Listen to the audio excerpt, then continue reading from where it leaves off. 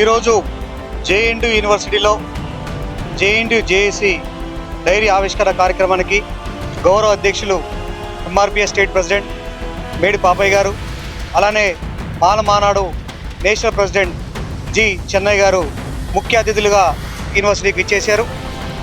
యూనివర్సిటీకి విచ్చేసిన తరుణంలో 1 year అయిన సందర్భంగా జేఎన్టీయూ వైస్ ఛాన్సలర్గా బాధ్యతలు స్వీకరించి 1 year అయిన సందర్భంలో మేము వారికి చిరు సత్కారం చేయడం జరిగింది మా గౌరవ అధ్యక్షుల ఆధ్వర్యంలో.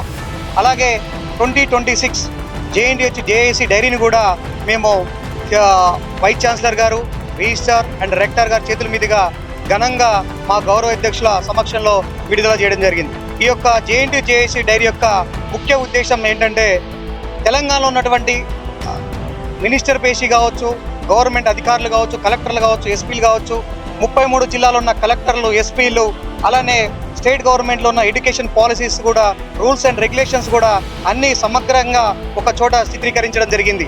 అలానే నేషనల్ లెవెల్లో, స్టేట్ లెవెల్లో ఎడ్యుకేషన్ పాలసీలు ఎలా ఉన్నాయి, ఆఫ్టర్ ఇంటర్మీడియట్ తర్వాత విద్యార్థులు ఎలా ముందుకెళ్ళాలి, ఏ కోర్స్ తీసుకోవాలి, ఏ కోర్స్ తీసుకుంటే ఎలా ముందుకెళ్తారు, వాటి డ్యూరేషన్ ఏంటి, వాటి కాంపిటేటివ్ ఎగ్జామ్లో ఏ ఎగ్జామ్ రిటర్న్లో క్వాలిఫై కావాలి, ఎన్ని మార్క్స్ ఉండాలి, మాక్ ఇంటర్వ్యూస్ ఎలా ఉంటాయి, మాక్ కౌన్సిలింగ్ ఎలా ఉంటుంది, అన్నీ కూడా మన జేఎన్టీయూ జేఏసీ డైరీలో పొందుపరచడం జరిగింది.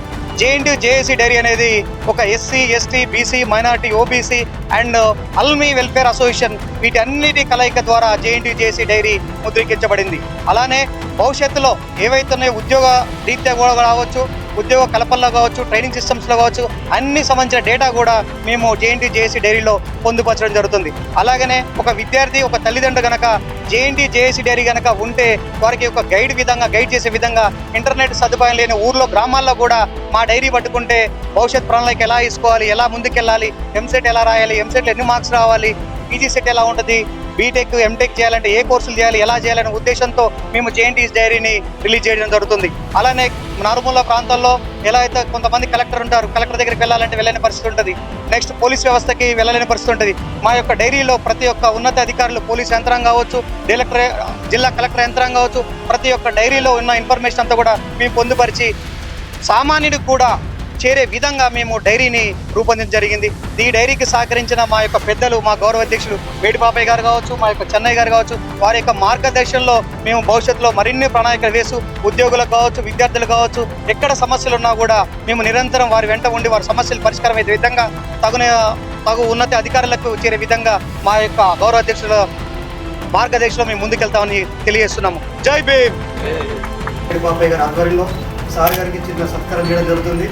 ఈ 1 yearలో ఎన్నో విప్లవాత్మకమైన మార్పులు చేసి జేఎన్టీయూ యూనివర్సిటీలో 4 బ్రాంచీలు చచ్చిపోతున్న తరుణంలో జర్మనీలో అక్కడ అవకాశాలు ఉన్నాయి, మన పిల్లలకి ఎడ్యుకేషన్ కాదు ఉపాధి అవకాశం ముందుగా ఉండాలనే ఉద్దేశంతో, దృఢ సంకల్పంతో సార్ గారు ఛార్జ్ తీసుకున్న తర్వాత జర్మనీ వెళ్ళి అక్కడ ఎంఓయూ చేసుకొని చాలామంది విద్యార్థులకు ఎన్నో అవకాశాలు వచ్చే విధంగా చాలా కృషి చేశారు. ఇదే కాదు ఎన్నో విప్లవాత్మక మార్పులు ఏ వైస్ ఛాన్సలర్ తీసుకొని చాలా నిర్ణయాలు తీసుకుంటున్న వైస్ ఛాన్సలర్గా మనం ముందుంటున్నాం.